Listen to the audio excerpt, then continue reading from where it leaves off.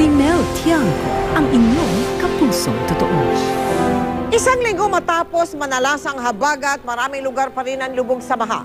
Apektado pa rin ang hanap buhay at kabuhayan ng marami nating kababayan. Kaya ang inaabot ng marami, gutom. Pero dahil sa inyong mga ipinaabot na tulong, sa ating patuloy na Operation Bayanihan, kahit papaano'y naiibsan ang sakit ng kanilang kumakalam na sikmura. Nagsusungit na naman ang panahon nang dumating kami sa Pampanga. Ang bangkang ito ang magdadala sa amin sa maliit na barangay ng San Esteban sa bayan ng Macabebe na siyang aming sadya. Mataas pa at malakas ang agos ng tubig sa ilog na aming binabagtas. At sa aming pagdating, doon namin napagtanto ang kakaibang sitwasyon ng barangay. Yung bahay namin puro baha na lang. Napapalibutan kami ng mga pispan, surrounding with water. Dito sa may likodan ditong tabi ng eskwela, sapayan. O dito rin, ilog na ilog. Kaya halos ang lahat ng tubig na dumadaloy sa itaas, dito na pupunta. Kaya pala hindi nakapagtataka.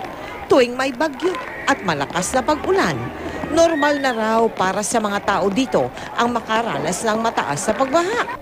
Ngunit ang kalbaryo para sa marami, ang pagkatigil ng kanilang hanap buhay na nakasalalay lang rin sa kalapit na ilog at sapa. Sanay na kami lubog eh. Wala kaming mapuntahan sa mataas na lugar, dito na lang kami. Umaalis naman yung tubig pagka ganyang gabi. Halos ganito rin ang sitwasyon ng mga taga-barangay Mercedes sa bayan ng Maragondon sa Cavite. Dahil karamihan ng mga bahay ay nasa tabing dagat, madalas silang maabot ng high tide. Pagka po nasulak ang dagat, hindi po makapaghanap buhay mga tao. Kaya nga mga bangkang pangisda rito, nakatenga sa isang sulok. Ang kanilang mga pamayanan ang ilan lamang sa mga patuloy na inaabot ng ating Operation Bayanihan. Maraming salamat sa GMA Foundation at nakarating kayo sa aming lugar. Ito'y patunay na walang matinding unos na hindi malalagpasan kung sama-sama tayong magtutulungan. Siyempre po, masaya. Kaya marami po salamat sa natanggap namin relief.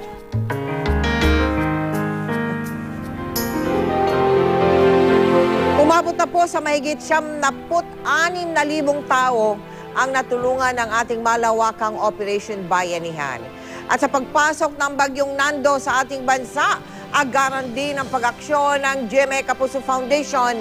Maraming salamat po sa lahat ng tumugon sa ating panawagan para sa relief goods at sa ating mga naging katuwang para maihatid naman ang ating tulong sa dapat na puntahan.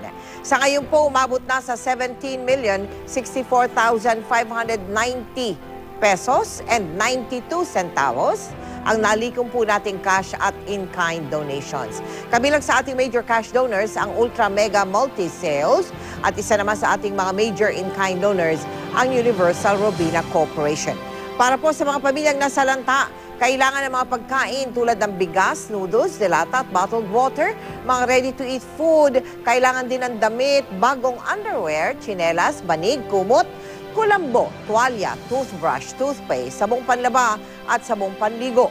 Para po sa inyong mga donations, maaari kayo magsadya o tumawag sa aming tanggapan mula Lunes hanggang Biyernes, alas 9 na umaga hanggang alas 6 ng gabi. Pwede rin po dumiretso sa Kapuso Foundation Warehouse. Maaari din kayo magdeposito sa aming mga bank account o sa anumang sangay ng Cebuana Luwalier. Tax deductible po ang inyong mga donations. Muli, maraming salamat po sa lahat ng tumulong.